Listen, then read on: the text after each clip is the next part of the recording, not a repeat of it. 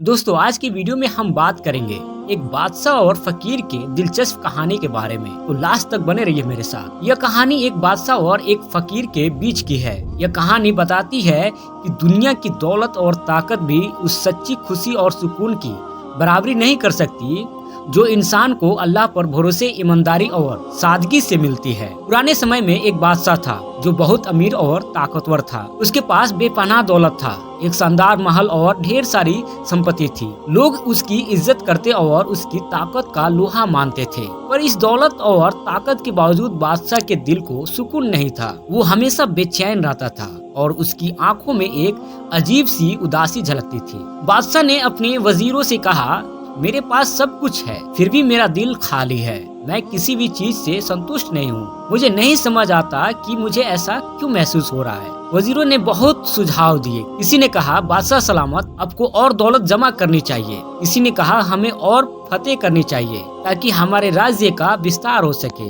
परंतु इनमें से कोई भी सुझाव बादशाह के दिल को सुकून नहीं दे पाया। एक दिन बादशाह अपने महल की छत पर टहल रहा था। उसने देखा कि महल के बाहर एक साधारण फकीर बैठा हुआ है। फकीर ने एक पुराने से कपड़े पहने थे। उसके पास न कोई दौलत थी और न ही कोई बड़ा सामान। वो बस एक टुकड़े पर बैठा हुआ अल्लाह का नाम ले रहा था और उसके चेहरे पर एक अनोखा सुकून और संतोष था।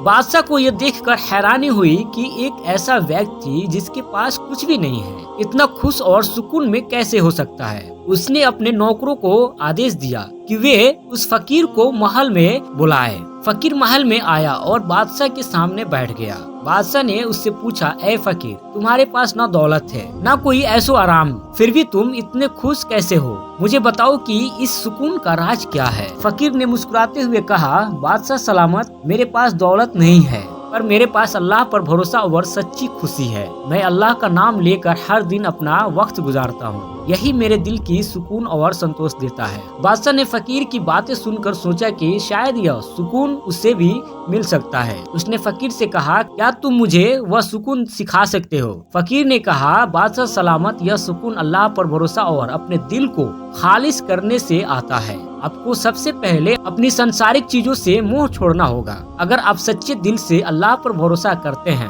और सब कुछ उसी पर छोड़ देते हैं तो यह सुकून आपको भी मिलेगा। बादशाह ने सोचा कि यह करना बहुत मुश्किल होगा, पर उसने फकीर की बात पर अमल करने का फैसला किया। उसने धीरे धीरे अपनी दौलत और चीजों से मोह कम करना शुरू किया और अपना समय इबादत में लगाने लगा। धीरे धीरे बादशाह को अपने दिल में एक अजीब सा सुकून महसूस होने लगा। उसे अब दौलत की भूख नहीं रही और ना ही ताकत का नशा। उसने महसूस किया कि असली खुशी दौलत में नहीं बल्कि अल्लाह पर भरोसे में है। उसकी उदासी और बेचैनी दूर हो गई और उसके चेहरे पर एक अलग ही रौनक आ गई। अब वो पहले से बहुत बदल गया था। वो अपने राज्य की जनता के लिए अच्छे काम करने लगा और उनकी भलाई के बारे में सोचने लगा। लोग उसकी इस तब्दीली को देखकर बहुत खुश थे और उसके अच्छे कामों की तारीफ करने लगे। अब बादशाह ने फकीर से मिलकर उस सच्चाई को पहचान लिया था जो उसकी दौलत और ताकत से बड़ी थी। उसे समझ में आ गया था कि दुनिया की चीजें